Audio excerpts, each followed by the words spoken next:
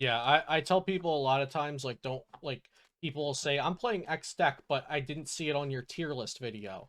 And I'm like, who cares about my tier list video? Throw my tier list video in the Yeah. trash if you don't like it. If it doesn't. What's up, YouTube? Welcome back to Celio's Network. I'm here with Cutter Tap. We are a testing group, a Pokemon TCG team website thing, whatever you want to call it. Led by the legendary Daniel Finnegan Lynch. Off camera in the call is Hunter, and I don't think anybody else, right? Mike isn't here for this one. Mikey Mort. Okay. No Mike, no Joe. Okay, yeah, so Yeah, Mike Morton and Joe Sanchez are also on the team. yeah, so we're missing a couple I'm people. still repping Mike though. So he can't be forgotten about. So yeah, we're doing a little something different today here on the channel. Myself and my friends here are going to talk about the Salt Lake City regionals, the results of it, how we prepared for it leading up to it, and a couple of the members of Cutter Tap are going to EUIC, I believe, or planning to go at the very least.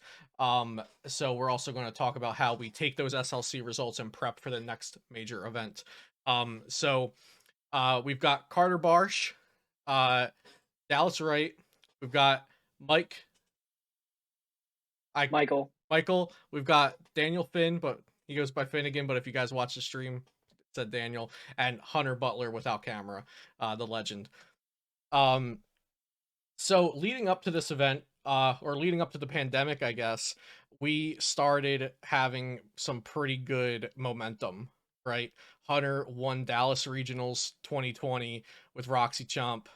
A few of us and our acquaintances did well with Mew Cramorant at Collinsville. I think our highest was top 16 at that. And then, we came right back into it with Finn placing second. We were all rooting him on all weekend. So let's talk about how we got there and how Finn and Dallas ended up playing Suicune and Michael ended up playing Jolteon, right?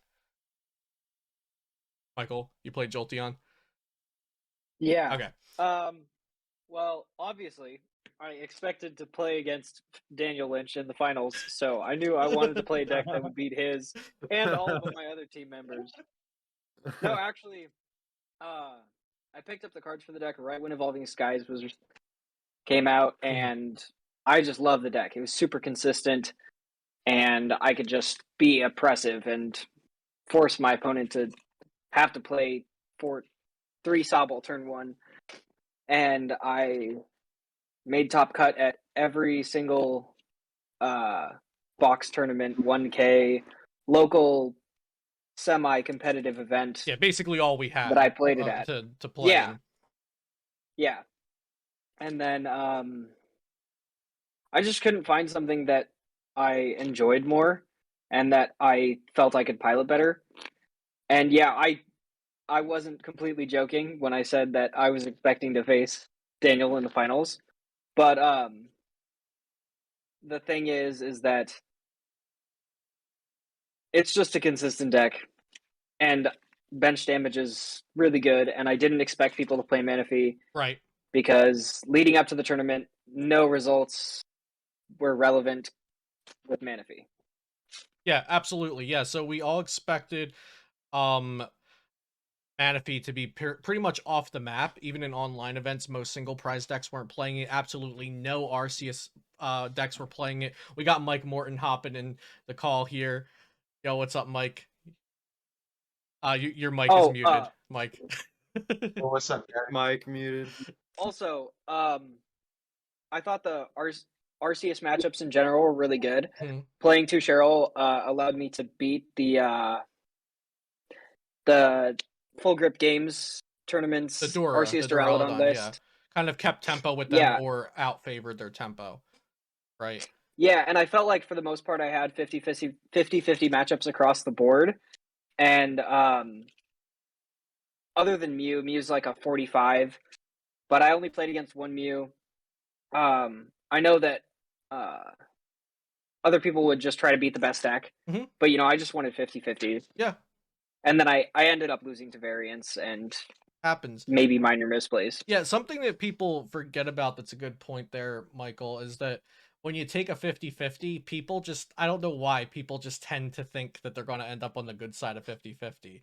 And just because you picked a 50-50 deck and ended up on the wrong side of those 50-50s, it doesn't mean you picked the wrong deck, right? Like, do you regret picking Jolteon? Yeah, I mean, I if I could go back a month, I would definitely just grind games with Suicune. Right.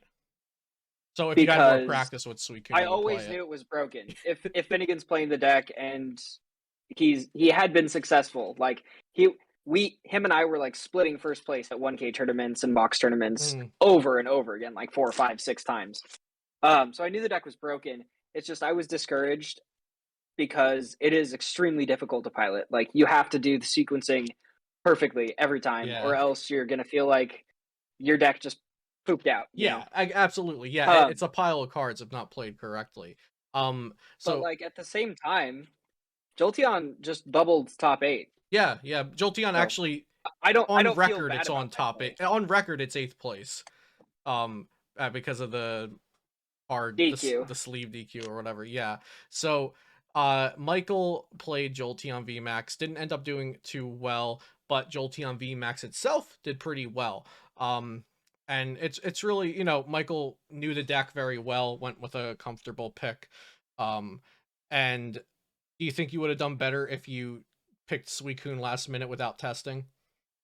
Oh no, Okay. no, definitely Because not. I think that's a problem Because that new players face a lot. Like players coming in from the learning on PTCGO and coming to real life events, they're probably hearing, you know, people like myself, people like Azul, all the YouTubers, the streamers saying, "Oh, you know, I'll just pick my deck at whatever seems best. I'll play that deck. I'll pick it at last minute." But there's not a lot of people that can do that and be successful, and you can't do that with every deck. And Suicune definitely was one of those decks I don't think you could just pick up. Yeah, I was thinking about switching to Gengar Arceus last minute. We were working on the deck for like a week before Salt Lake City, but we can talk more about that later. Yeah. So why don't we go over to Dallas, and we'll save the best for last for Suicune with Finn. Dallas, so you actually did end up going to the Suicune side of things. We were all testing the Gengar arc, but you ended up going Suicune.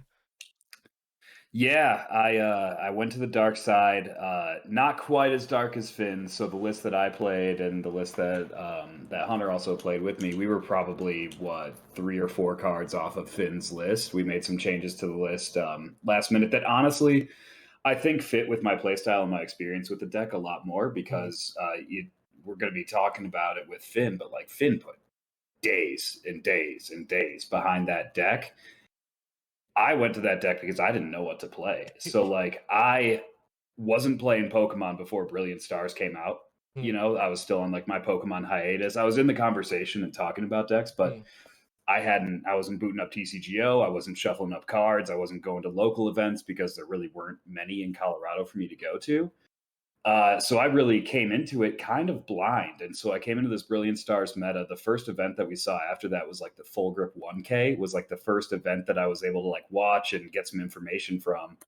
And I started testing Arceus decks. I liked Arceus and Tellian. I didn't like playing Mew. I mean, just playing the deck doesn't feel super fun to me. And I knew that I was going to lose most of those mirrors because I didn't have the hours behind the deck that the person on the other side of the table would.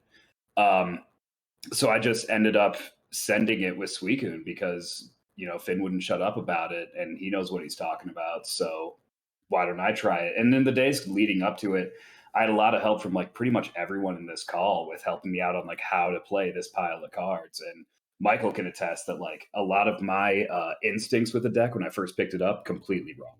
Had no idea what I was doing. Yeah. It was really unintuitive for you. And like yeah, super. At that point, I knew how to play the deck like to some extent, but yeah, just getting a couple of those like sequencing fundamentals super important. So did you end up not playing the core cross switcher, Dallas? I only played 2. So one the boss list I played and 2 had switcher. 2 switcher, 1 boss, and 1 Luminion. Use the Luminion in literally 1 game in round 9. I'm just glad I didn't open it. It was a dead card the whole game. Yeah. So you end up going because a lot of people 3, don't know this. I ended up going 6-3, but a lot of people don't know this. If you play a Drizzile, you can just get the Melanie. You don't have to lay a fish down at all. It's crazy. So like it just was a dead card in the deck, and I didn't think about it beforehand. I was like, okay, I got a boss. I'm going to put in a fish to get this boss, but you can do the same thing with the lizard. It's fine. Well, Finn did like the Minion at some point because of the turn 1 Melanie potential. And that's exactly why I used it the one game I did. And it worked. So you ended up going 6-3 with an amount of preparation behind the deck. I'm gonna say I had 5 hours behind the deck, bro. Okay. Max. So 6-3's maximum. Not that bad for 5 hours. 6-3's not that bad. Also, it was after round 1 I realized, I hadn't played a physical game with this deck ever. I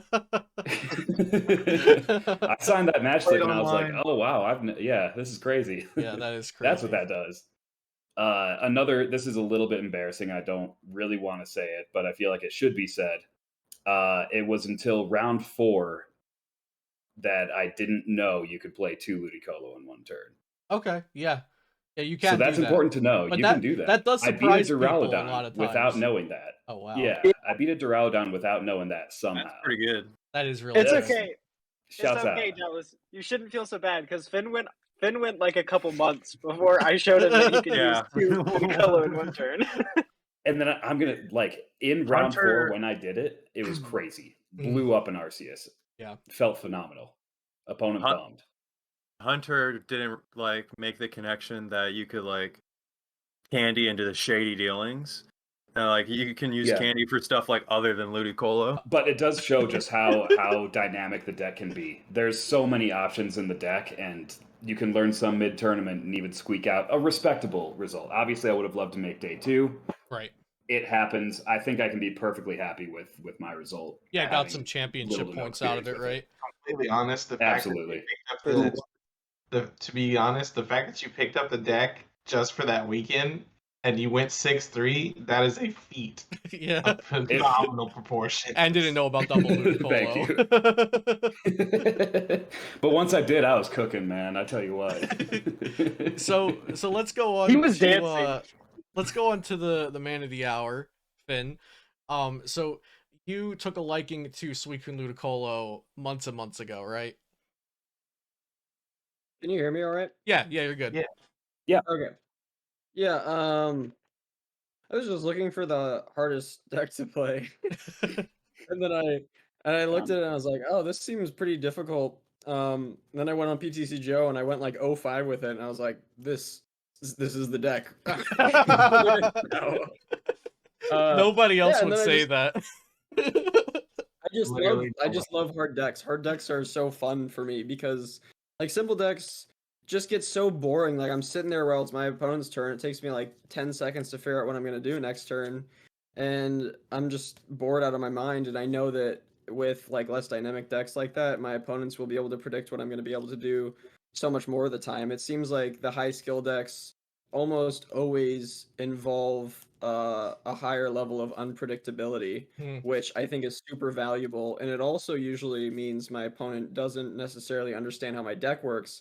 And, in the Meta podcast that was on your channel leading up to this, I think Bradner was saying, I feel like by the time it's day 2 or top 8, people have really kind of figured out what's going on with the deck and the surprise factor is less of a thing. But I was surprising people with my list, even in finals. Even in top 8 and stuff, yeah. Yeah, in top 4, I forget the guy's name, but he was Nicholas Moffat. Nicholas Moffat, yeah, he was like, oh man, I wasn't expecting the 4 cross switcher. And I'm like, yeah, exactly. The surprise factor takes you so much farther than people realize. Yeah, and I think that was unique as well. Oh, you can never leak. Because it wasn't just knowing that cross switchers in the deck isn't the whole story, because it's is there 2 or 4? Is there 3? Who knows? It's not he plays a Galarian Zapdos. You got to watch out for that. That is, I think that's more what Bradner was kind of talking about in our meta forecast. If you find out somebody's playing a Galarian Zapdos V, maybe you play around it. But cross switcher, how do you play around that? Even if they find out about it, how do you play around it and they don't know how many you're playing yet? I think that was the best part about playing Suicune this weekend is that it had no active predators. And nobody practiced against it. I was saying in my I uploaded a video like a day before, like final thoughts for SLC. And we talked about it in the meta discussion. We all talked about it together in our own group chat, but everybody practiced against Mew. And I can attest to that being a coach. My clients would come to me with a deck and say, please play Mew against me. I need to see if I can beat it. Or play everything against my Mew deck because I need to practice against everything while piloting Mew. Like, everybody was either practicing with Mew or against Mew. And, you know, in an IRL tournament where there's physical mechanics to the card game, as well as all the mental mechanics that also exist on PTCGO, practicing against that deck and getting those reps in means a lot. You know, people might have forgot about how Suicune Ludicolo decks were even built by this point. So Finn, do you think that your opponents not having practice against your decks, did you see like weak points in their strategies? I definitely saw people, in particular with regards to cross switcher, I saw people like making plays towards the late game expecting me to not be able to, you know, get a Melanie or a Raihan and switch their active with their bench. I think that was the main thing. But there's also, you know, other aspects to it, like playing second shady dealings. You know, they'll knock one out and be like, okay, Don't have to I deal can with that. Marnie here. Yeah, and like, okay, so if I Marnie here and knock out this Inteleon, then he can't go Evo Incense Inteleon for 2 things or whatever. Like, they'll think that, or they'll see me go through 2 candies and be like, okay, that's, you know, maybe that's fine. They'll see the Cape of Toughness and assume I don't play Choice Belt, see the Choice Belt and assume I don't have Cape of Toughness. Like, there's so many, and then even with the 6 Water Energy against Duraludon, they probably see, you know, 5 in the discard pile and assume I can't hit Duraludon anymore. Because Melanie only gets back 1, then I need a second one. So there's a bunch of different things like that. The low TAD count. But yeah, the surprise factor was huge. I mean, without it, I probably wouldn't have gotten second, I don't think, honestly. Yeah, and that's a huge thing from online to IRL. Like IRL, your deck building skills matter so much more. Go ahead, Michael. Yeah, that's what I was going to say, is that I think the surprise factor mattered a lot more. Like, the surprise factor has a lot higher of a value of an ability to show yeah. has higher value for Salt Lake City regionals, especially since it's the first tournament. Because when everybody was playing online, everybody knew their lists and everybody was net decking everybody else.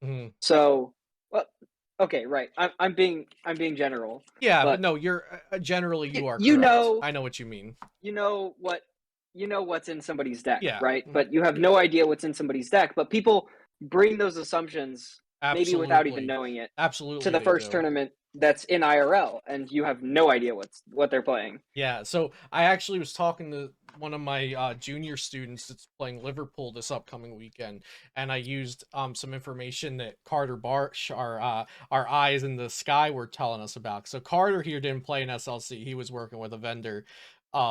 But he was telling us, you know, I saw this crazy thing at table 1, or I heard some guy was playing this, like in the group chat all day. And one of my junior students, we were playing the Mew Mirror match today, and he was like, well, I know you don't have Path, I know you don't have Marnie, I know you don't have Collapse Stadium. I was like, I've heard some things, you know, people be throwing some wild things into their Mew decks. So Carter, were you the one that told me that you heard like there was a Path in a Mew deck or something like that? Can you hear me? Yeah, you're good. All right. Yeah. So I had heard someone talking about, I heard it just like, yeah, and go ahead and just walking around through the tables. Stories about you heard over the weekend too, about cards and decks. Just walking through the tables while the rounds are going and stuff. You know, booth's slow, so I want to see what people are playing, what's doing well. Yeah. And I hear people talking. I'm like, am I playing the Mew Mirror? My opponent put a Path down and I bricked, and it's like. And then like I walked around a later round, and then like the middle tables, whatever. And then I see the Mew player with a Path in play. So like, it happens, right? People, like, people are playing crazy cards. Anything can be in any deck, you know. Like exactly. Like you don't know until it happens. And the thing is, it doesn't have to be good. That person can beat you with their surprise card round 1 and then go 1-8. The only problem is they beat you. Be prepared for anything, right? I have played bad cards in my deck. I played Sky Pillars and Pidgeotto. Yeah. That is so factual. Bad Yeah, cards I played can 2 win Fan of games. Waves. You played two You played fan I of played 2 Jolteon. Fan of Waves. Mhm. I think it was really good. Mhm. The new Mew list that was popularized at the previous regionals. Mhm.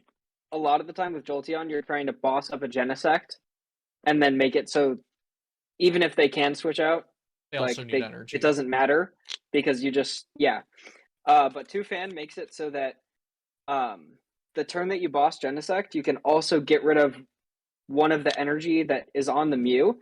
So if they attach DTE to Genesect, then they can no longer boss, Right. right? Right. They have to Because do a lesser attach or something like that. right, and the plan is I retreat into a fresh Jolteon on that turn and then Cheryl the following turn. Yeah. So it just makes that play easier because I feel like that the newer Mew list had a little bit easier of a time dealing with Jolteon's general strategy.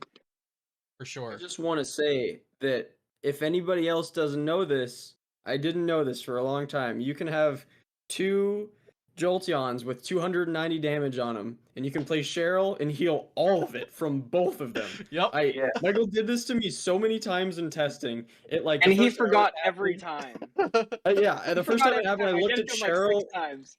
I looked at the Cheryl and I was like, "That's insane! I can't believe this." And like next week, he does it again, and I'm like, "I still can't believe this just happened again." Like Still I insane. honestly think people would play more Jolteon if they knew how to use it and knew how good Cheryl was. That Mhm. card's ridiculous. Take it a step further. If there's damage on your Inteleons and your Drizzows It heals those and your too. Jolteons, it heals all of that too. Yeah. Yeah.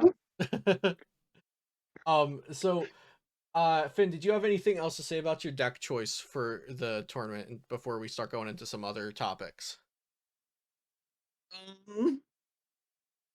That's a good question. Well, actually, I have a Kickstarter for you. So, a few Okay. weeks prior to Salt Lake, maybe 3 weeks prior, whenever the Full Grip 2K happened, we all got scared for Suicune because of Arceus Duraludon. Right. So, talk to us a little bit about that, because some players want to lock in their deck 3 weeks early and stuff like that, and it's just hard to do because you wanted to lock in Suicune months out of the tournament, and you really like Suicune, but now this Arcdora deck pops up. What was going through your head? What were you thinking? Well, my first thought was, this is terrible for me. I'm gonna have to switch to a different deck, and all this testing was gonna be for nothing. But then I kept testing and eventually realized I could kind of do the same thing that Mew does and just put in an Echoing Horn to get the easy knockout on RCSV. And then I also, I quickly realized that playing Cape helped a ton against Arceus Duraludon because they use their one choice belt on Arceus to do 210 to your Suicune, and then they have no choice belt after that. So Duraludon's just doing 220 the whole time. So I was rocking 2 capes for a while to help me with that matchup, and I think that no Echoing Horn and 2 cape, which is what I had, was actually sufficient to beat the deck. But it's just cape really sucks against a lot of stuff because since you only play Melanie and Raihan, you kind of actually want to see your stuff get knocked out to put energy in your discard pile to make Melanie active. Frequently, when I was playing the 2 cape list, I found myself like Drizziling or Inteleoning for, energy and Quick Ball just to make it possible for me to Melanie, which is a really annoying thing to have happen on like the 3rd or the 4th turn. So yeah, I got really scared, and then I tried the capes, and then I eventually realized that the second cape could just get cut for the Echoing Horn to beat the matchup. And Echoing Horn is just generally a great card. Like, so it was good everywhere. It's just good Yeah. for Suicune. Yeah. Yeah, it's super Yeah. good. It's super good for Suicune in general because you do more damage for everything on their bench. So like it half the benefit is just putting something on their bench that's like a V instead of a V max with lower HP, which is good against several decks. And then half the benefit is for the extra damage, and that's why I felt it was okay to cut quick shooting, because if I Echoing Horn, I do an extra 20 damage, and I was rarely ever using quick shooting for anything other than hitting the active, right? So that's Echoing Horn does the same thing in those scenarios. The only kind of caveat to that was like killing Sobbles when I use Aqua Bullet. If I have the quick shooting, I can go quick shooting, Scoop up net, quick shooting again, and then Aqua Bullet, and that adds up to 60 on the bench to kill Sobble. So that was one downside.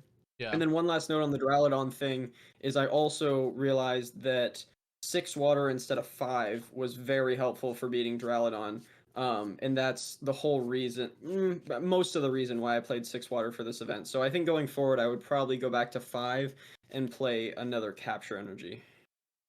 So, we were closely watching the meta. You know, I'm always talking about like this is the meta share today in this 300 person online event. This was what the 1K in North wherever had in their top 8. So always updating you guys on the meta game. We're always discussing on what we think the SLC meta would look like. So going into day 2, we still haven't gotten meta day 1 meta shares from SLC. I don't know if we'll ever get those, but we have the day 2 meta game share for SLC, and that had 32 Mew Genesect decks, 32 Mew VMAX decks, and day 2, that was almost half. It was 44% of day 2 was Mew Genesect. Did that surprise anyone, Mike Morton? No, not at all. I mean, but that's what we had talked about it, especially after Brisbane and it had won. We expected to see certain cards in list. I guess really the more surprising thing is that there were none technically in top 16. They were in top 16, but not top 8. Dude. Yeah. Heck no, the one that got into top 16 was because of the DQ. No, that was Jolteon that got in the top 8. So top 16, there was a Mew at 10th, which was Caleb Gedimer, and then a Mew at 15th, which was Nixon Sedilos. So yeah, 2 did make top 16. The information that the DDG boys dropped. Yeah, I mean, if anybody's gonna make top 16 with a deck that isn't supposed to make top 16, it's Caleb Gedimer. Yeah, so there was a very, very, very, very good player, right, making top 16 with that. And then also Nixon, who I had not heard their name before. But we did have 2 Mew Genesect in top 16, but the fact still stands, 32 people got from day 1 to day 2 with Mew Genesect. 32 people got a chance for first place with Mew Genesect, got in there and got guaranteed championship points. A handful of them got money, a handful of them got boxes. Dallas, what were your thoughts on Mew VMAX going into the tournament? I think that you and everybody else had been saying, like, hey, if you want to get points, if you want to, make your first day 2 at a regional or whatever, Mew is the way to go. And I agreed with that. However, the only Mew play that I had done was for people to test against it, and I don't consider myself a strong Mew player at all. Like, I probably played 10 games with the deck, right? So I wanted to stay away from it. Also, I'm around all these cool deck lists. I want to play one of those. I don't want to play stupid Mew. Like, it's just boring. Like, yeah, it'll get me some points and whoop-de-doo. But I was pretty over the whole. Yeah, I got points with Suicune. That's way tighter. And also, I don't think that because a lot of people are saying, like, hey, I don't want to play Mew because it's targeted or whatever. Like, you can target Mew as much as you want. A bunch are still going to make it into day 2. Oh, yeah. Like, if you think about 30 of them making it into day 2, what does that say about the meta share of it on day 1? And we can kind of, extrapolate a little bit about. It was insane. It was a lot. From walking around, Carter looked can like talk about this. 40-50%. Like, the room was just purple. There's purple everywhere. Mew was like the John Wick of decks. Like, no matter how hard you targeted, it still could beat you. Yeah, exactly. It has to be a historically high meta share. Out of that day 1, because I got my round 1 was a free win. My opponent didn't show up, and I won obviously it's like 10 minutes or whatever.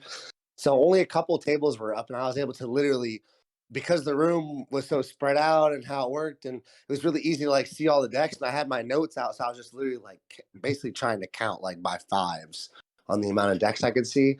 And I swear on everything I love and know, there was at least 300 to 350 Mew. So I'm gonna say like 40%, like 45% day 1 was Mew on everything I love and know. That's like 50 because there's like I know it's like 50, but like But like that's my like embellishment of the room. Yeah, these are like Yeah. rough estimate still. Rough estimate. So Yeah. I'm gonna say That's like unreal. of what I thought I saw. Let's say I'm wrong, like at least 40, and then that would What it reflect looked like with to what me happened too. day 2. Yeah.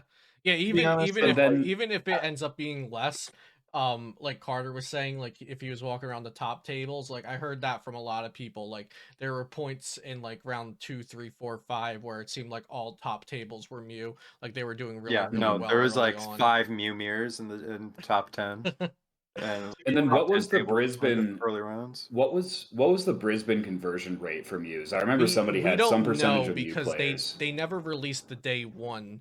I don't think they ever Oh, released the day okay. 1 rates. I had the conversion rates for the online event that was going on that weekend, the Metafy regionals. And Mhm. the conversion rate for Mew, I have to go back and look at the stats, but I think it was like, no, it wasn't statistically different than the conversion rate like all the other decks. It was just played a lot more, so like the percentages kind Yeah. of averaged out.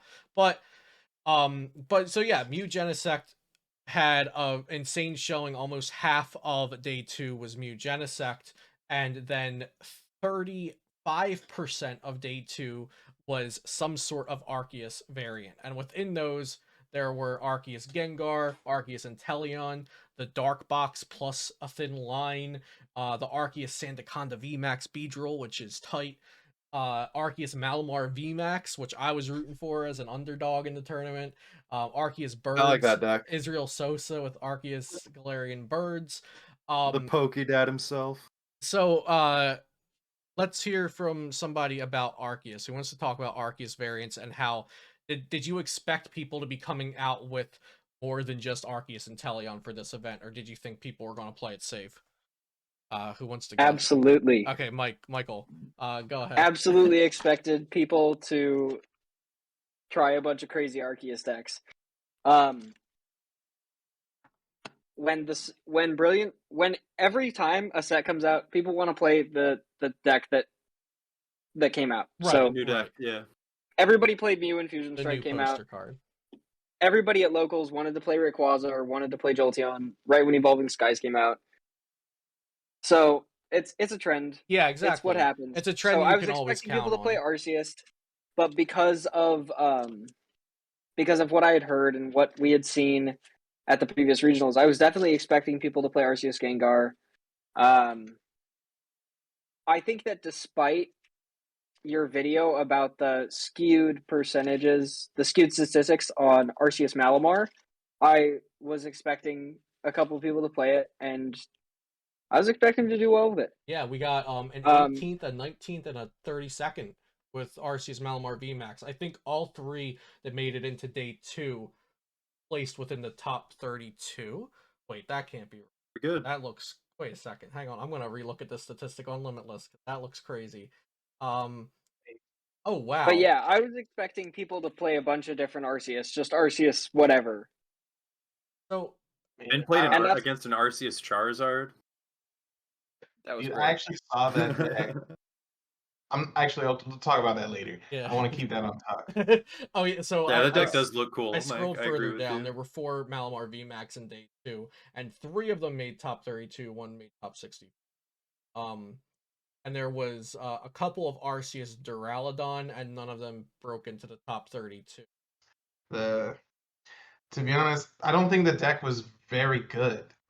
So it was very good when Riley played it because everybody was going to play whatever they played with no inhibitions or any second thought of what other people's decks could do. They didn't respect any of the other players or what the meta could possibly be. So they built a deck that would punish people for poor play. Yep. And that's what that deck absolutely does. It will punish you for playing terribly, or not even terribly, just haphazardly. Right, because in this format, a lot of times one misplay will seal the deal, right? So it doesn't even have to be horribly. It could just be one misstep. Exactly, especially with all these 3 prizers running around, and then you have Arceus V-Star with 280 HP plus Big Charm. Mm-hmm. Effectively, Arceus V-Star is a baby VMAX. Yep. Yeah.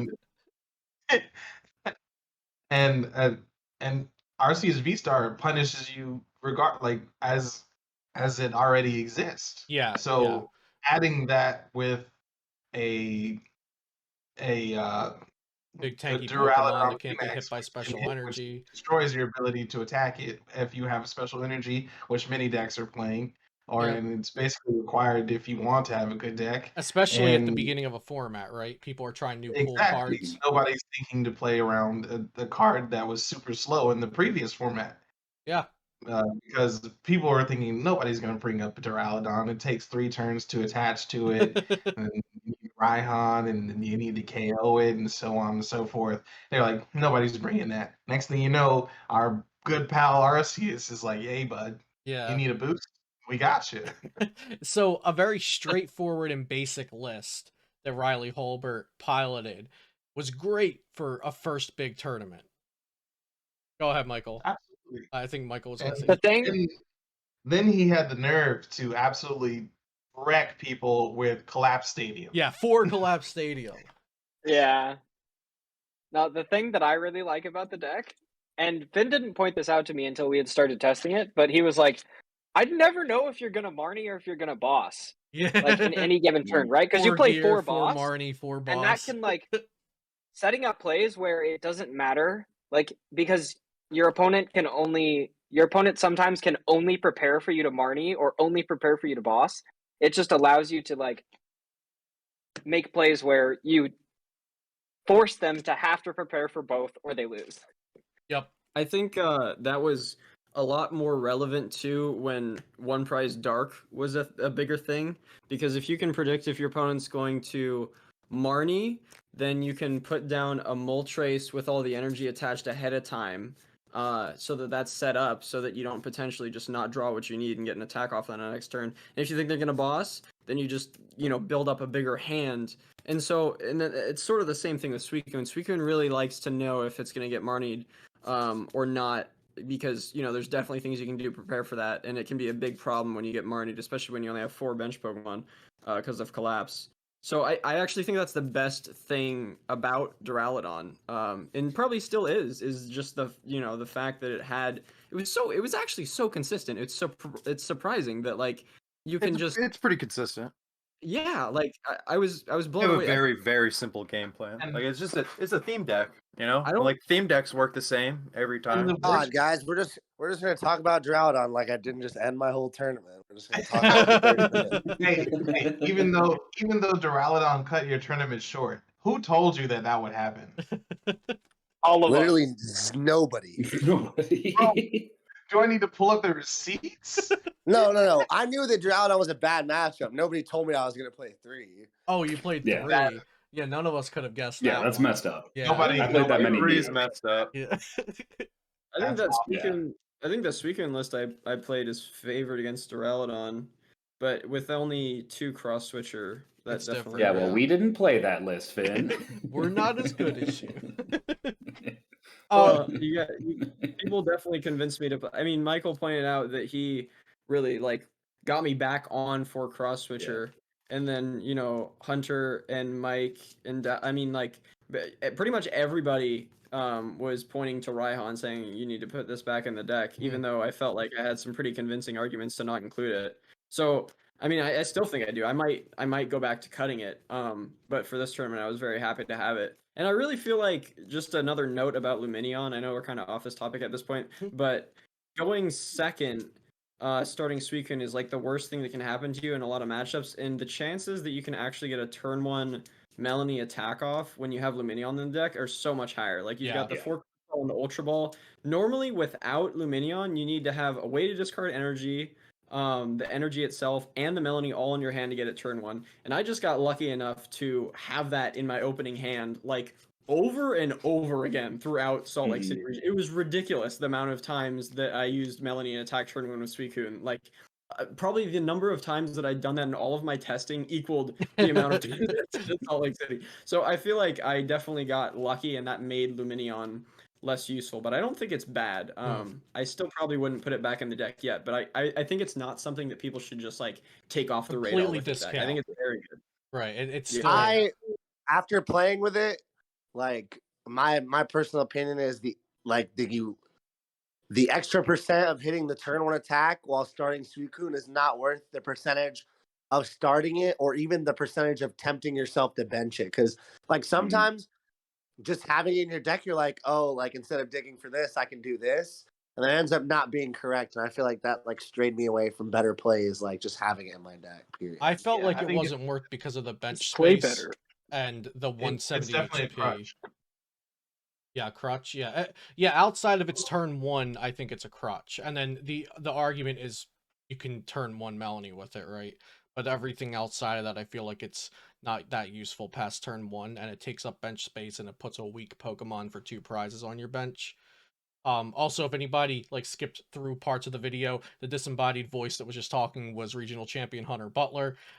He doesn't have his video on screen, so you might be like, "Who's talking?" It's a Hunter. The ghost of regionals pass. The ghost of regionals It's past. just me. It's just me getting ready in my bathroom to leave and go out. That's all you're missing. But I feel like if Luminion had 180 HP, it would be exponentially better, right? Because those matchups where you don't necessarily need to put your Cape of Toughness on Suicune, you could put it on Luminion, I feel like and it that- would have 230 HP, which is a way, way, way, way better number than 220 HP with the still- Cape. awful. Like I still don't like it just too playing much. the card in general is god. I'm not saying it's good. I'm just saying it would be In like Suicune. 0 like or to like be honest, 0.5 times 10 versus there was- 0.5 there times was- 1. there was cards in Finn's finalist list that I was just like, but like I understand the way that you built the list. The list is built for like a person who is assuming that they're not going to make any mistakes. Like in the list that I was like talking about with the 2 cross switcher and the 1 boss is assuming it's greedy because it assumes that you'll eventually be able to attach an energy without a Suicune getting knocked out. I would never play after playing the deck and watching so many games. Like I watched pretty much because I was done with the tournament early. I watched almost all of Finn's rounds, like literally every single one for the whole time because I was just standing around, you know. And I can tell from just like the game speed for the matchups that, especially that we're trying to beat, like Arceus decks that don't brick for a turn and Mew decks. So we're talking about decks running on all cylinders here is what we're trying to prepare against, not against the mid to average turn of attach energy and miss attack or whatever, or 2-shot of Suicune. We're talking about Suicune's dying. I got to rebuild my board, whatever. You know, you're doing what has to happen. Right. And I think those games you'll actually just never play the boss. And I think the times that you open it in your hand or draw it off a Melanie, whereas you're not drawing other cards like ball search cards, nets, candies, cross switchers, whatever. Combo like pieces. you're just negging a card in your hand for the whole game. And it's only really good on those games where you're winning. It's like it's a win more card. Yeah. Like I'd rather have the cross switchers knowing that, well, you know, I'm gonna get energy every turn, but the turn that I absolutely have to do it, I'm gonna go in there and be able to get it, and I don't have to like prepare for it. Right. And I even like botched a play. Like I had a boss play against. I was playing against Flying on Arceus, and I was like, "Yep, I'm set up this whole play. I'm gonna Aqua Ball. I already put the energy, or I was gonna put the energy on Aqua Ball and boss. And because I already had the kill, and I was speeding up, and I was I made a mistake and didn't attach the energy. So I literally even planned for the boss play and freaking botched it. So Yeah. It was So speaking to the fact really of quick, a hard deck really quick, to play. Yeah, go ahead, Carter. like about the Suicune list that they played, it was a list that we made like very like heavily tailored to like beat Mew specifically, because I mean that's like what we expected there Right. to be the And we were most right of. to expect that. Exactly. So like that's why like there ended up on the 4 cross switchers, you know, the double shady dealing, etc.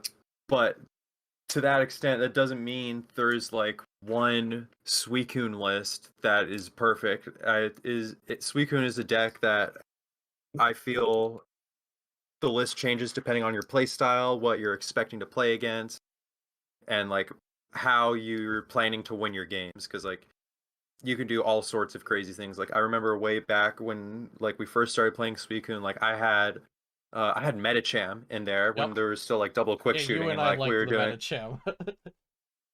Go like Meta quick shooting, champ quick is shooting, best. scoop up net, Metachamp, Raihan or Melanie to Metacham, take an extra turn, and then next turn, Candy Ludicolo, Blizzard Rondo, knock something else out. That's fair. So like, there's a lot of ways to play Suicune and build it, and like after this tournament, like the list probably changes. Oh yeah. Definitely it changes. Oh yeah. Because like 2 or 3 weeks before Salt Lake, I think I put in our chat that we were playing a box tournament and I played Suicune with 3 Suicunes and 1 Rapid Strike Urshifu. Yeah. I just want to say something. I was testing 3 Suicunes earlier. Like you can adjust the counts, like mess with the deck because like you can make it your own. Really. Yeah, a deck that was perfect for last week is not perfect for next week. A testament to that is this weekend where there's a tournament like 3 hours away from me that like first place gets $400 and I'm cutting all of these cards. Okay. Like, Yeah. That's it's just like, oh, okay, this changed in the meta. I'm just gonna change these 5 cards. You can build this deck so many different ways. It's crazy. Just so you know, it's insane. Just so you know, Finn, I was playing in a tournament today, and I decided not to play Suicune because I was like, people are going to play our list. And you know what I played against round 1? Your list. You want to know who was on it? You want to know who was on your list? Gustavo Wada. I love hearing that. I love that. And he literally blocked me because my deck was trash. But nevertheless. Before I slide out, I just I'm gonna steal Luke's job for a second and ask a question, answer it myself, and then I'm gonna dip out. Yeah, so you're you guys good. Can Go talk for about it, man. But we kind of talked about the meta, why we played our decks, what we tested. So kind of the last thing is like, what are we thinking about going forward? So I just want to put my little 2 cents about what I'm thinking That's a great going forward segue before I hop into out it. the call. Yeah. So the first, I'm gonna just talk about 2 cards, and then I'm gonna talk about a deck. The 2 cards I'm gonna talk about that are gonna start sneaking into decks are Collapse Stadium. Well, actually, I'm gonna talk about 3 cards: Collapse Stadium, Tool Scrapper, and the Hyper Potion. The Arceus decks that were previously thinking that Sharon's Care was good, that's going out the window. There's actually 0 reason why Hyper Potion isn't played over the Sharon's Care. It does the exact same thing. It prevents the 3-shot, and you don't have to use your supporter for turns. So now you can do something like you could do something like Marnie, Path, and Heal all in 1 turn, which is absolutely ridiculous. So in your world, in your eyes, do you think the Charon and the Hyper Potion live in harmony as a 1 count of each, as opposed to the 2 Charon? I think that's a great balance because I don't think that you can play a deck that doesn't play Sharon's Care. Just that guaranteed pickup for when you don't also have the double energy that goes. Well, I was just saying, like, Sharon's Care also deletes the purpose, right, of our partner Pokemon, right? Like Zapdos, whatever else.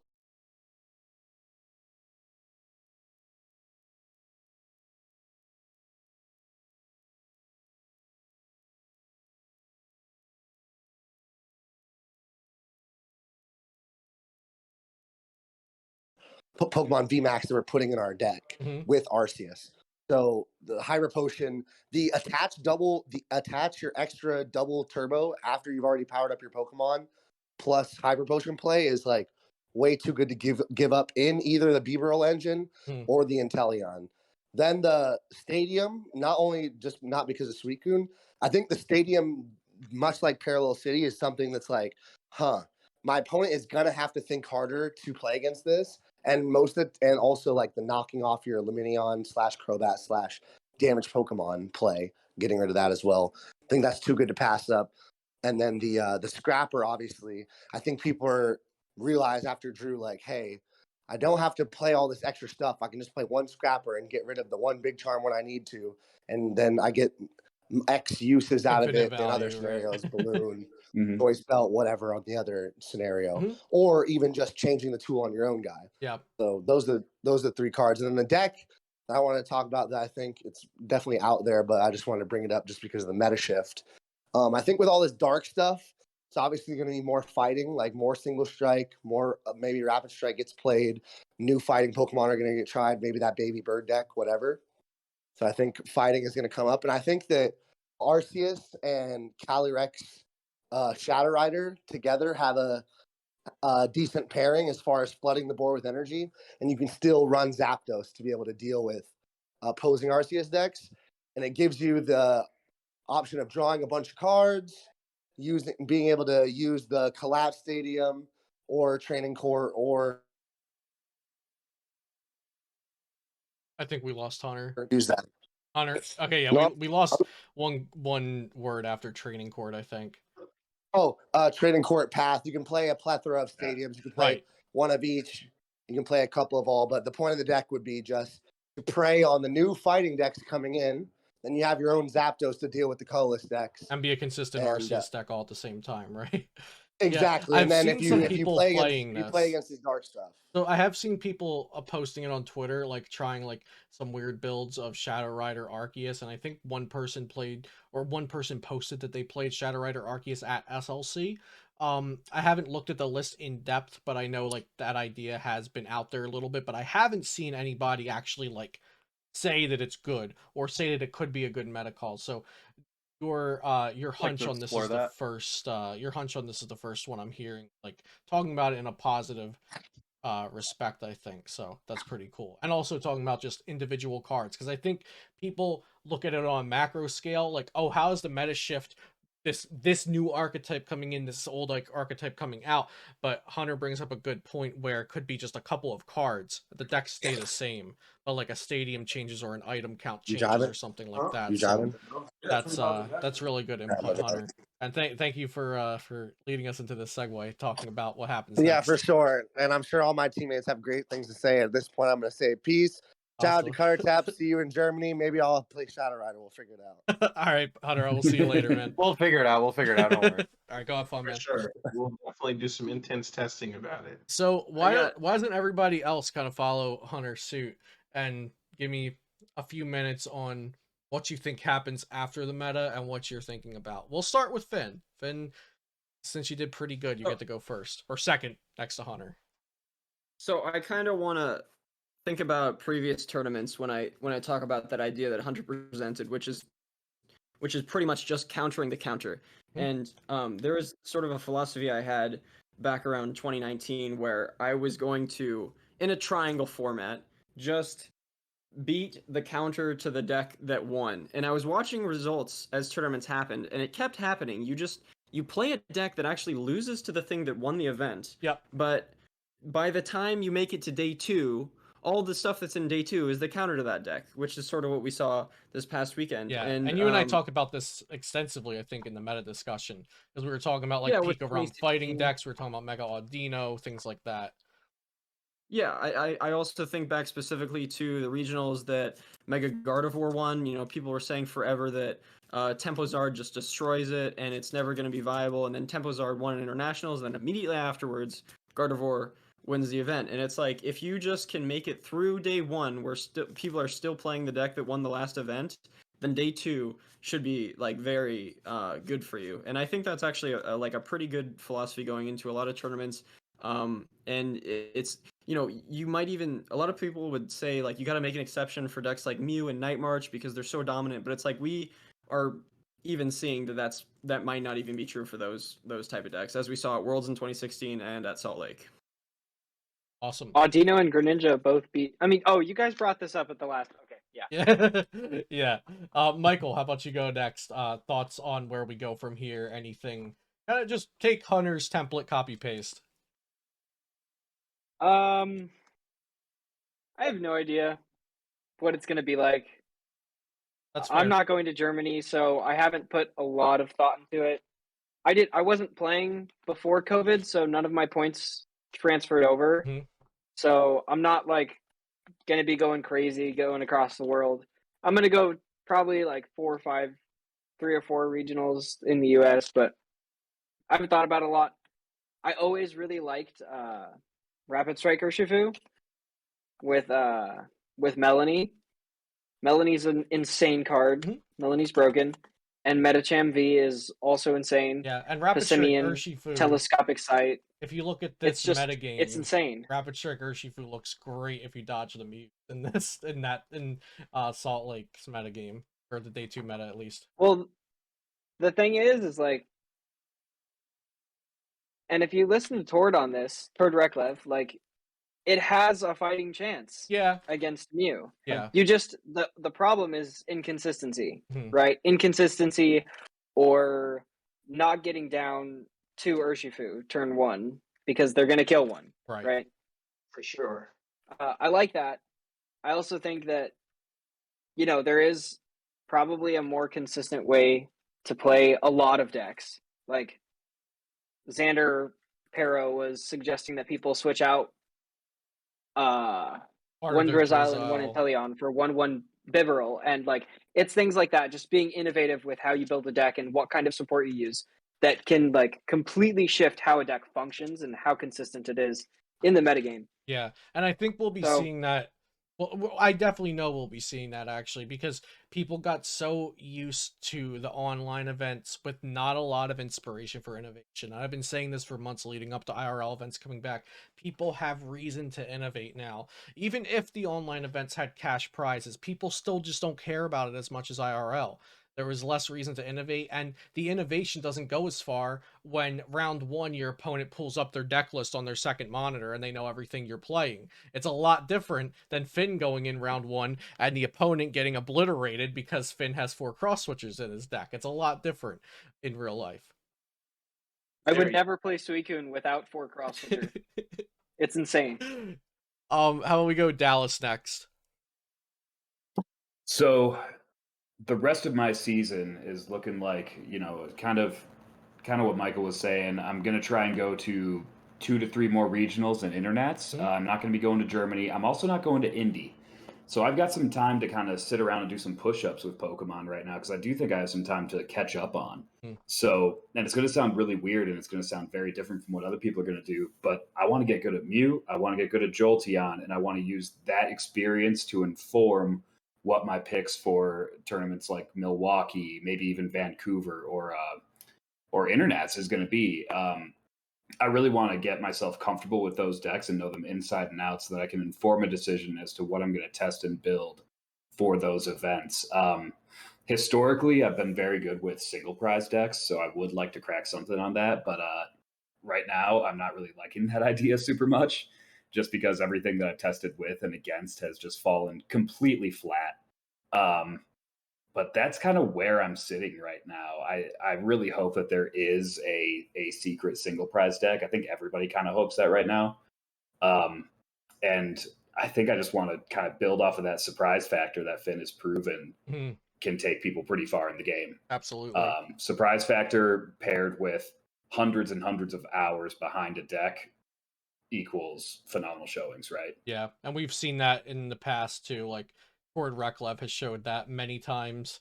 The Naganadel checkmate deck from NAIC 2019 showed that big time. So yeah, Exactly. for sure. Mike Morton, what do you think happens with the metagame? What do you think people are gonna play because of this tournament? Do you think is Arceus Gengar a meta deck now? Like we thought it was a rogue going into this tournament, right? That we had been talking about, but is that like a meta deck now? And what happens to the metagame? Oh man, I think it's gonna turn into like a Zoroark type thing where everybody throws everything into 3, 4 Arceus and just like, okay, Sees what sticks. whatever VMAX or whatever weird mix of cards I can put together in an Arceus deck, and then it's gonna be their Mew faithfuls that wake up and just like, you know what? I'm gonna Melodious Echo and Technoblast all day, and then maybe somebody will step out of the trash can with a control deck. I give it 2 tournaments. And then somebody will come up with a ridiculous control deck, and then we'll be like, "Hey, his deck is broken," and then you'll have all those guys figuring it out. So Any I think that's where we're specific cards you have your eye on to look out for? Maybe like a card you're trying to fit into decks or a card you want to build a deck around? I so I think that straight Arceus by itself is gonna end up being a thing. You mean keep being a thing like straight like Arceus Intel? No, like it's gonna be like B-roll and stuff like that. You're gonna like got the entire deck, and It's just gonna pick itself up and heal, and it's just gonna be its own thing. Word. Cool. Carter. Same kind of What's up? template. What do you think happens to the metagame? Do you think Arceus Intel turns into Arceus Beaverl, like Mikey Mort's saying over here? Is Rapid Strike Malamar fake hype? Everybody here is huffing single price copium, and we got Rapid Strike Malamar just straight chilling. So, give us the deets. I'm definitely huffing single price copium. That's like Dallas. I really like single price stuff. That's been like, single price decks have always been like some of my most successful and favorite archetypes. So I want to like go back to Surf Etched Birds, work on that because I think that's just amazing. Going to Arceus Gengar. I don't think like it probably becomes a meta deck. It won the tournament, so people will play it. Have you seen Lucario birds? The single prize Lucario? Yeah. I have seen that. I don't know. I don't know if I like that as much as like the birds deck, but I think like a lot of Arceus decks will just be splashing like fighting Zapdos now. Because it's like, why not? Like, if you weren't doing it before, like, you were probably making a mistake because there's no reason not to, really. Because we saw, other Arceus decks fit it in fine and it works great. Yeah, we're just gonna have like, a fighting dark psychic triangle for like the 4th year in a row. I think Moltres is really like untapped potential. That one energy Moltres, like 10 plus 80 if it has damage counter on it. The fire right? Moltres. Oh, the fire one? one? Yeah. The fire one. Yes. I think 20 plus 70. 20 plus 7. Okay, yeah, and then you like choice belt, and so that's 120. I want to build that with Ludicolo. So that's like I don't know. I'm just throwing that out there. I think that could be a cool deck. Just one prize. Yeah, I was a big fan of the Moltres with the thick Entei deck that I was rocking when Brilliant Stars first hit PTC. Bro. Thick Entei. Magma Basin is still underexplored. Magma Basin that's like that's a very very absolutely. good card. And like Charizard V-Star, anything that accelerates energy is good. Like Charizard V-Star, I was surprised.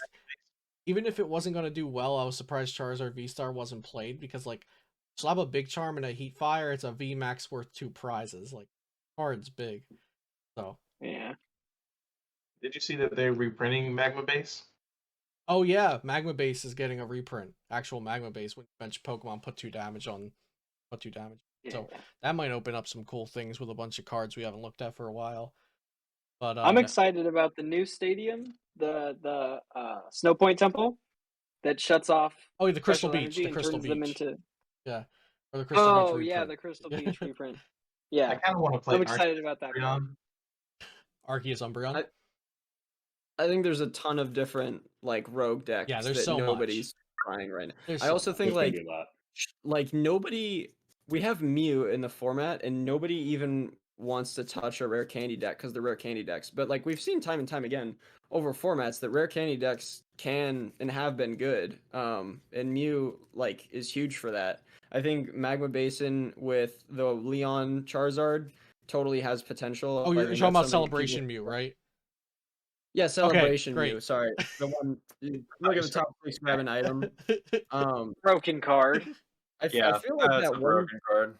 I feel like that one prize Zard deck has like a bunch of stuff that came out that makes it way more viable, and nobody even wants to try it or test it because it's like nobody's They're seeing any Yeah, decks like right now. the thing about some of these lower decks, and tell me you guys if you think I'm off or if I'm like right on point here, but a lot of times I'll say like, these rogue decks or these lower tier decks, things like Leon Zard, things like Rapid Strike Mally was for a while, things like Mad Party. It's like most of the time single prizer, but these rogue decks, they don't get a lot of innovation and work from the top minds in the game.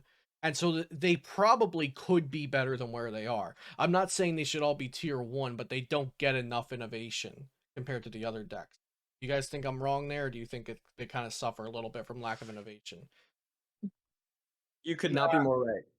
I agree. Yeah, definitely. I think that's like one really big thing that separates, me and Finn from other players is like, I know it really bothers him when I take like 3 different decks out of the binder because the binder is alphabetized. But like, we'll put 10 hours into a random deck that Oh, I even know I you think is will. I've bad. seen them. I You know. know, But I and always like tell just people like find nine out like like if 9 it out of works. 10 rogue decks are gonna be trash. But that one rogue deck that's not the 9 out of the 10, that could be Roxy Chomp, that could be Zoro That could be Pod. Coco Roxy Chomp. Yeah. That could be Green Zard. That could be I still Suicune. feel bad. I still feel bad for you that you did not play Roxy Chomp at Yeah. Dallas. I got top 64, so not playing the BDIF and getting top 64 was okay. I feel bad that I never got to play the deck. It seems amazing. One of the most broken decks ever seen in the game. Absolutely. I wish I got to play Mew Filthy. Cram. But That deck Mew seems Cram- busted too. Mew Cram is one of my favorite decks. let's do some closing thoughts here, guys. I got to So, play Infinity Stones though. In the Infinity Stones, that deck was busted. we're over an actually hour here. That deck was terrible, but it was busted. I was so mad that you guys were holding that deck a secret against me, and I was the one freaking. All right. So we're over an hour here. Time to wrap it up. Hope everybody enjoyed listening to us. But let's do some closing thoughts. We all play a lot, test a lot, brew a lot. I think we all have our strengths, whether it's metagaming or testing or even being like the tedious, like I'll play 20 games with this deck if you hand it to me. We all have something we offer to the team, but what kind of tips can each of you, if you give one tip to the listeners for preparing for major events? One tip that has helped you so far. We'll go Carter, then Michael, then Mike, then Finn, then Dallas, because that's the order I see you on my screen. One tip that has helped me prepare for tournament. Trust like your testing partners. Don't like stick to one deck. Like if they're like, make sure like you keep your options open because like things can change, and so you might get handed a deck the day before a tournament that's just too busted not to play, and like you have to keep your options always open. So trust your teammates. Don't feel committed to just one thing at a time. Cool. Go ahead, Michael. Can I go last? This is a really good question. Yeah. I'm still thinking about it. Yeah. Who has their answer so far? Mike? Okay, go ahead, Mike. To piggyback on what Carter said, trust yourself. Because like at the end of the day, like you played all those games, you put in work, and you have to get your own confirmation bias out of the way first also. But like trust your own testing, and then you bring your findings to your group. Yeah, and Finn stuck true to Suicune, but we were also all there telling him to play Suicune, so he listened to himself and us. There's I so many still would have played Suicune if I played. There's so many tournaments where I was thinking of some cockamamie crap to play, like the freaking the Daytona tournament before the pandemic. I played Malamar Spell Tag with Fairy Energies, Fairy Mimikyu, and Venusaur. Snivy Venusaur tag team. Yep. Mm-hmm. And I went 7-1 day one, and everybody in the car was like, "What is this crap?" Yep. I was shitting on your deck in the chat. I'm sorry, I said a bad word. No, it's okay. I'll edit it out. I'm pretty sure you guys all farmed my deck. You guys are just like, this deck is you're gonna have a terrible time. 7-1-1. So sometimes Broken trust deck. yourself. Trust yourself if the testing went well. If you're feeling it. Go ahead, Finn. I was gonna say don't get comfortable about testing with a deck even if you've been practicing with it for a while. So like once you feel comfortable with a list, test it against everything in the metagame again. And just like I know it's cliche, but just play as many games as you can. You should never be in a position where you're like, okay, I'm comfortable, I'm gonna play this 60 if you still have a week. Like, you should be testing harder than you have tested the whole time prior if you have that week. And then to add on to that, if it's the day before, don't test at all. Because if you've been doing that and then you get anxious about the tournament and you're like, I don't know, maybe I should just switch to playing Mew or whatever, just stop. Just shut up. You have your list, maybe listen to some input from your friends, and then ship it. Like, Change a card or made your two, but choice. yeah. You made your choice, you got to go with it. Maybe change 1 or 2 cards depending on what your testing group says, but that's it. You got to stick with it. You can't back out. And I think that's where a lot of people who test like rogue decks or even just a little bit on orthodox decks, like, they kind of fall through there, I think, with not testing enough and then switching last minute. Yeah, so Absolutely. like That's Mike, why I only bring It does so one much more harm than good than people like actually have the introspection to realize how much damage it did to them. yeah, like I think the people who talk about like we made this deck at 11 p.m. and it worked out, those were the people who didn't have one deck that they were testing for weeks, right? Like, I don't think they're the people like Finn. Like Finn, if like I don't know, let's say somebody in top 8 who you know is a great player, so like Xander Perot. Like if Xander Perot messages you on Facebook and says, "Hey man, we cracked Arceus and Teleon. This list is really good. You know, it's 11 p.m. You should play this list." You were sticking to Suicune, right? Yeah, 100%. I mean, I was not going to switch at that point. And I think with players like Xander Perot and Isaiah Bradner, you know, same testing group, those guys switched to it on Friday. It's like, yeah, but, you know, you're probably not those guys. Like, maybe those guys are capable of doing that kind of switch last minute like that just because they're in the top 0.1% of players. But it's like for over 99% of the people listening, that's not good advice at all. Right, yeah, and I don't think anybody actually does give that advice. Like, you know, oh, just switch to the deck you built on the hotel floor, you know.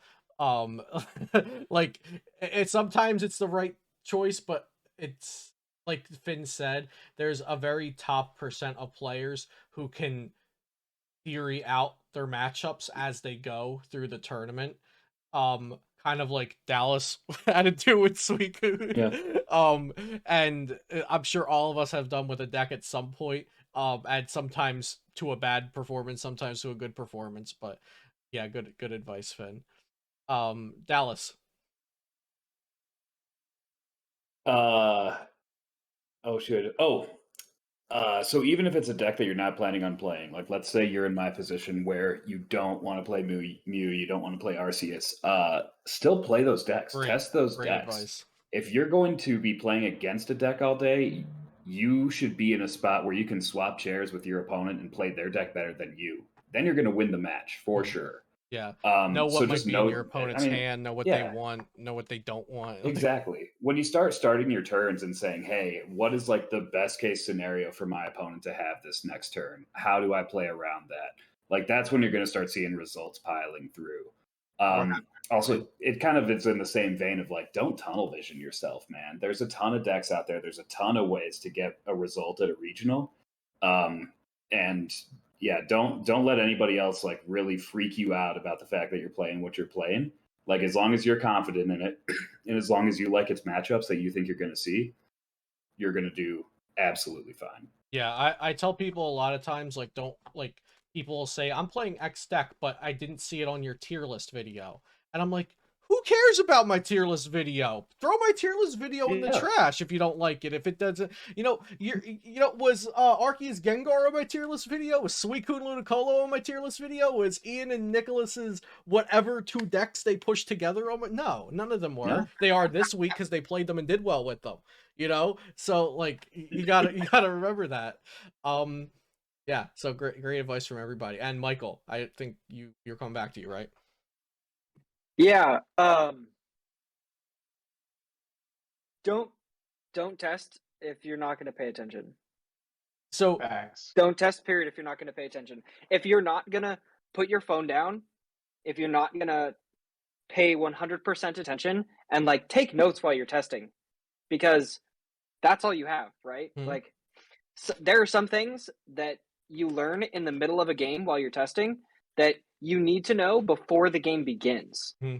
in the tournament. Yeah. Right. So, and I'll be testing against somebody, and I feel so bad to say this, but like it just wasn't worth it to play that game because because I don't want to play against a straw man. I want to play against a steel man of the deck that I'm trying to learn how to beat, right? Mm-hmm. And it's just really disappointing, and it feels like a waste of time, and you're doing yourself more harm than good, giving yourself a false sense of whatever. Just and like for all, not just in Pokemon, but just pay attention, right? And like I wouldn't say that I'm a fantastic player, but the one thing that the people who test with me know is that if I make a mistake during testing, I'm never making that mistake again because I'm paying 100% attention while I'm playing Pokemon. And that's kind of what I was talking So about, just pay right? attention. Like we all offer something to the testing group. And honestly guys, you know, one of the biggest questions I've gotten since the pandemic and since like the IRL tournaments on the horizon, people have been asking, how do I find a group? How do I know who's going to test with me and actually we can help each other get better? And so that's kind of why I asked you all to give your input here, and you all kind of also added in like when you're doing this with type deals. So hopefully people can you know, take something out of that on how to find their own testing group. If anybody has any individual shout outs other than Cutter Tap, Finn, why don't you tell the people real quick what Cutter Tap is? We didn't do that at the beginning, just real quick. So Cutter Tap is our team. It's also a website, cuttertap.com.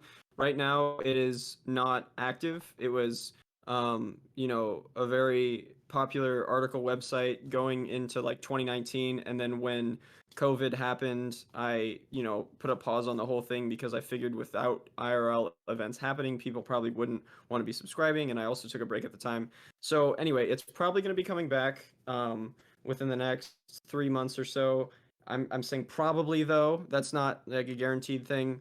But yeah, it's, you know, it's a team, it's a website, it's my friends. And then just real quick for the shout out, I'm just gonna shout out Carter because he woke me up and got me to day 2. I was gonna miss my first round and I wouldn't have made top 8. I wouldn't have gotten second without Carter. So that's all.